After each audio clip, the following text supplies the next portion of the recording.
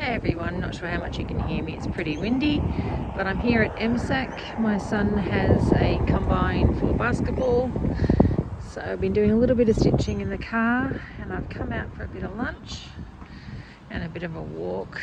And there's Albert Park Lake, and you can see the city, beautiful Melbourne in the background. My goodness, I love our city. Let's take you for a walk across next to the water. So here's the beautiful Albert Park Lake, all the gorgeous wildlife. I'm not walking too fast. Oh, there's some swans. Look at those beautiful black swans. Aren't they majestic? Wow. So beautiful. Love the red of their beaks. I hope you can hear me. Go ducky go. Let's go into the middle island where they do all of their nesting and breeding.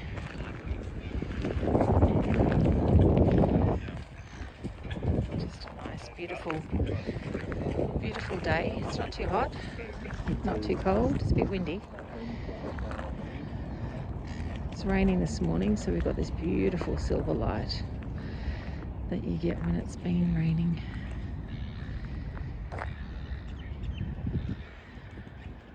It's nice to have a walk after sewing in the car for a while. I was going to go into the city and have a look around, but thought, nope, I might just have some quiet time enjoying school holidays before we start back next week. Aren't I lucky where I live? Gorgeous place. Hope you're all having a wonderful day, getting some stitching in. I'll speak to you soon. Bye now. So here's something else about Melbourne. It was beautiful just before. Lovely and sunny and beautiful weather, and now it is raining. Melbourne. You always have to make sure that you've got layers and layers of clothes on and an umbrella and a jacket, and be able to take them all off as the weather changes. You can hear it starting to slow now. Just trying to enjoy every moment whilst I'm doing a bit of stitchery. I've done a bit of progress on this one. I tried to, not sure if you can see, see that there? I tried to make it look like there are little stones on the house, and starting to fill in some of the branches. So there you have it, folks. Gotta love Melbourne. Hope you come and visit if you don't live here. Melbourne, Australia, in Victoria. Take care. Bye. Welcome back. So I've made some progress on, I did find these in the end. So last time we were chatting, I was looking for some of the little elements that I thought I might embellish, and I found a few others. I said I couldn't find them, but I found them. And so I've started doing a bit of embellishment on some of them. So just some stitching, some little painting. So we've got some thongs there from my American friends. Thongs means flip-flops or sandals or jandals, I think you call them, in New Zealand. But these are thongs, not the thongs that you think they are. Very different meaning from my American friends. And then some fish and chips and some sauce on newspaper. Little doily that had a little ballet girl many years ago. I did ballet, taught ballet for a while as well. Wouldn't know it to look at me now. but love dancing. And a tram because we're in Melbourne, and of course trams. I think these ones are Liberty. If I remember rightly, these ones are Liberty. And the other day, you'll see, just before in the other video I took when my son was playing basketball, there were some swans, so I'm going to do that one with black and red like the swans for the beak. And this is like my little dog Gladdy that has passed away, so trying to do some texture on her, so we'll do that while I chat. Haven't done the penguin yet, fairy penguins for Phillip Island, not far from us in Melbourne. We always take visitors there, so I'll do one of the fairy penguins. And this is a little hobbit house. I love all things fantasy novels, those kinds of things, so I'll be incorporating some of those fantasy kinds of things in there as well. But isn't that a cute little hobbit house? I've just done a bit of stitching on there, lots and lots of little, very tight. Rachel, I know we had this conversation at the retreat, I need to be looser or try to be looser, but they were really tight, and you were in my mind the whole time going, free it up a little bit, lady. So yeah, little French knots, and then the tree just with some thread painting and just some little dots for bricks. And I haven't finished that one yet, so I've got a further way along since I last showed you, which is great. And let's keep going with Gladdy. So what's the weather like around you guys? It was a funny old day today. It was raining and then warm and then raining and warm. Who knows what's going on? Well, warm-ish. I mean, it is winter, so warm-ish. So a bit of painting. I just do this randomly. I haven't got my thimble on. My fingers are sore at the moment. I think at the retreat it was just lots and lots of sewing, and so my fingers are really feeling it. Dirt under my nails from getting all the stuff out of the cup. So I use just a stick-on thimble. I find these really hard to find now. If anyone knows where I can pick some up, I love them. They're just got a little tacky bit on the back and you can reuse them. And this is just my leather thimble that has got way too big for me now. It's got a little bit of metal inside there, but I need to use it on the other finger because that finger's hurting as well. But I do find it very aggravating, and so then I take it off and then I have more problems with my fingers. So complaining today. So a bit of thread painting. So as I said, I'm doing a printer's tray with all the little special things that I love and enjoy. So I'll be looking to pick up some of those. If you can think of any things, please leave them in the comments. It'll be good to hear what you think I could add to these printers tray to make them more interesting. I have to take that off, it's annoying. So I'm going to do them bit by bit. I have, I think, decided to use ribbon in between as the barriers of the compartments. I think that's where I'm thinking at the moment. I went to a local cheap shop that had 33 cents, so cheap as chips I think it's called, 33 cents for satin ribbon. So I'm going to, I picked up a few of those, I know where they are, so I can go pick them up if I want to do more, if I think that works. So I'm going to see if the ribbon is a better idea, because I think it will be very hard to have tiny owl compartments that I make with material. I may be making my life harder than it needs to be, but we will see. So what are you working on? Have you got any, are you doing the Roxy's Journal of Stitchery Volume 9? Are you making something amazing that I would love to see? If you are, please share that with me. I saw that Corinne had posted about the retreats today. I didn't want to sort of speak about the retreats or anything until her second retreat was done. Beautiful Corinne at To Beloved Treasures. So go over to her channel and have a look at the fun that we got up to. It was, listening back to it, it was very, very noisy. So you don't realise when you're there how much we cackle and chatted and had a wonderful time in Harvey Bay. But it is quite enchanting to listen to it, but also quite shocking. When women, like-minded women, get together, we have a bit of a giggle, and it was lovely, just beautiful. So the little dog that we used to have, she was a rescue dog. Her name was Gladdy, as I sort of showed you a picture of her when I was talking about my background, a painting that was done of her. And we got her as a rescue dog. She'd been abandoned and was on the streets, and they don't know how long she'd been there. And they estimated when we got her that she was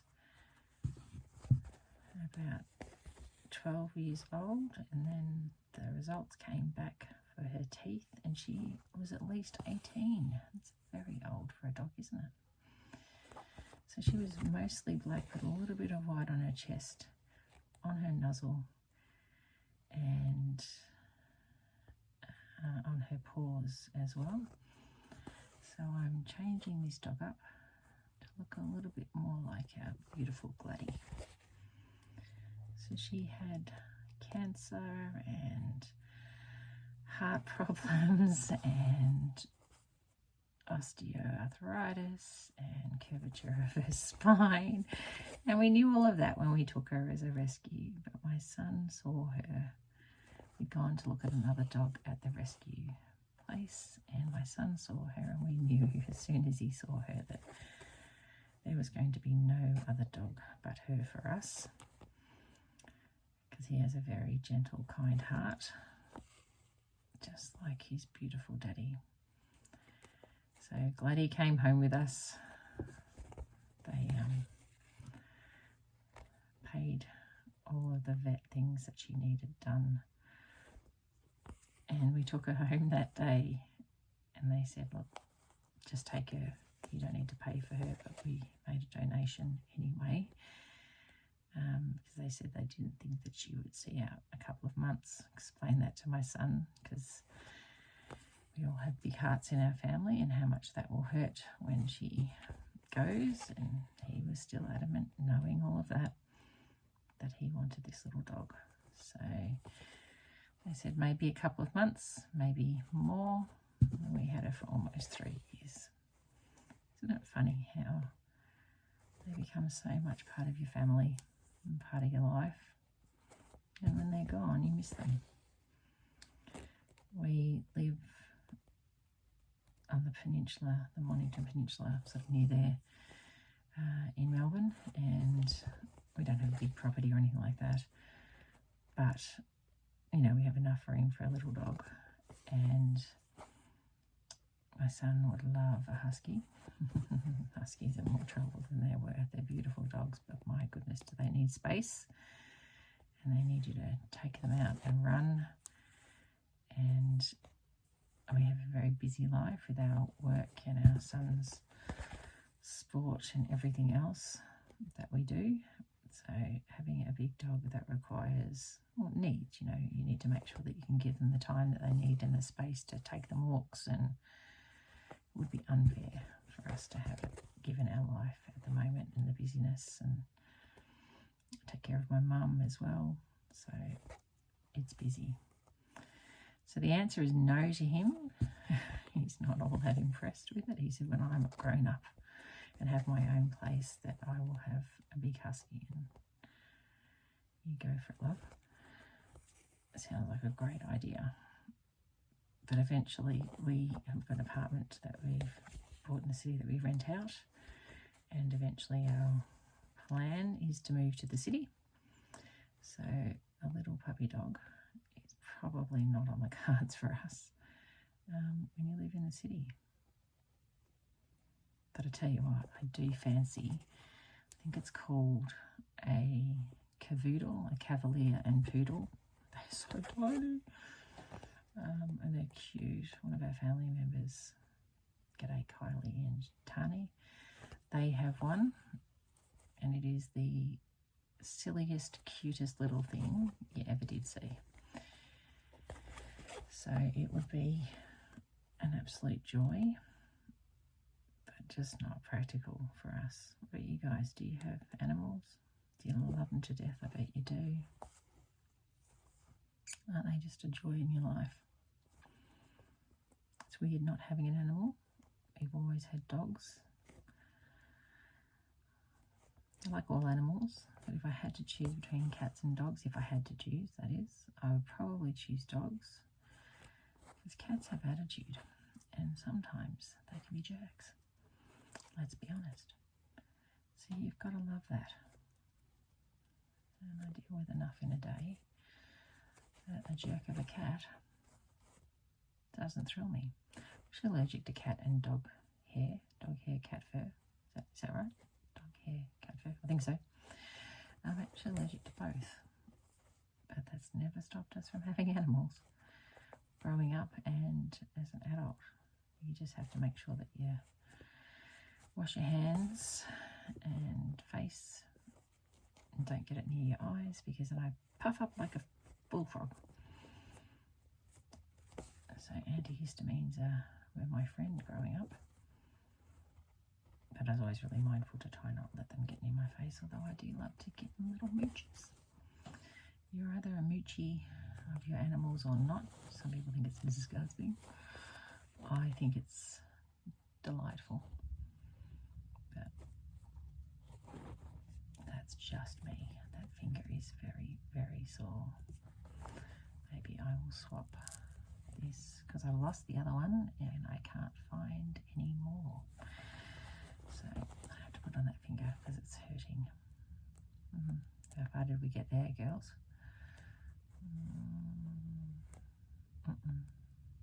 I was too busy talking and went in and out the same. I did. Oh dear.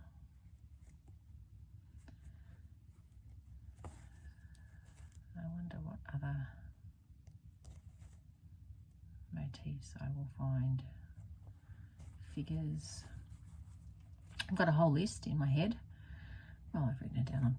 I'm not written it down because I don't really do that. I've got it as a list in my phone. So whenever I think of, that would be something good to add to the printer's tray, I think, oh, well, add that to my list of things. So I've got quite the list going on. And some of those things I've got in my stash and other things I don't. And some of them I will absolutely embroider and thread paint, and others that I'll just add as is, I reckon. We'll see. So I'm just going where the whim takes me, and trying to, she had really sort of spiky, not spiky, but scrappy little fur that went everywhere, so I tried to make it look scrappy.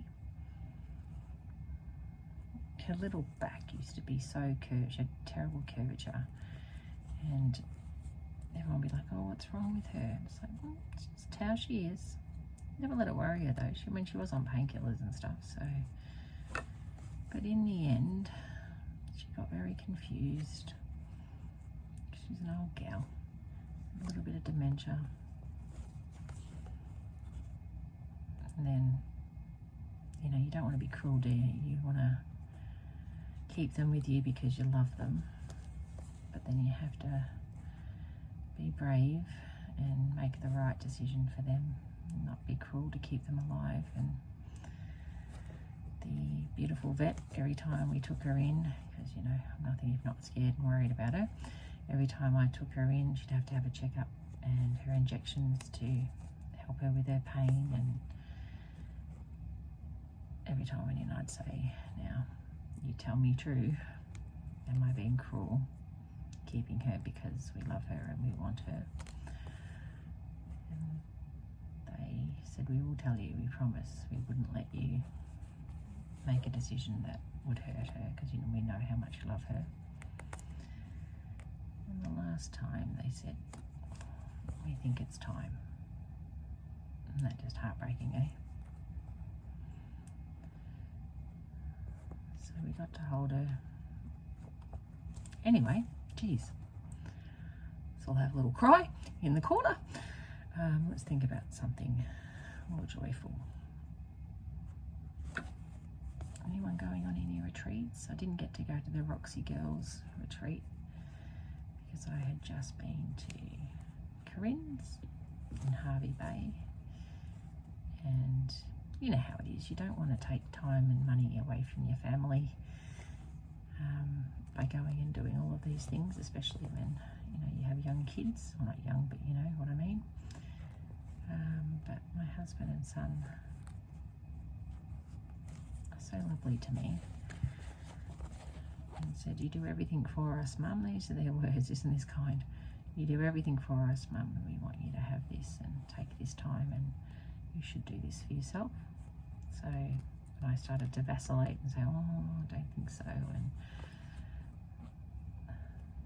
they absolutely talked me into it, which is kind, and I'm very glad that they did, because it was amazing.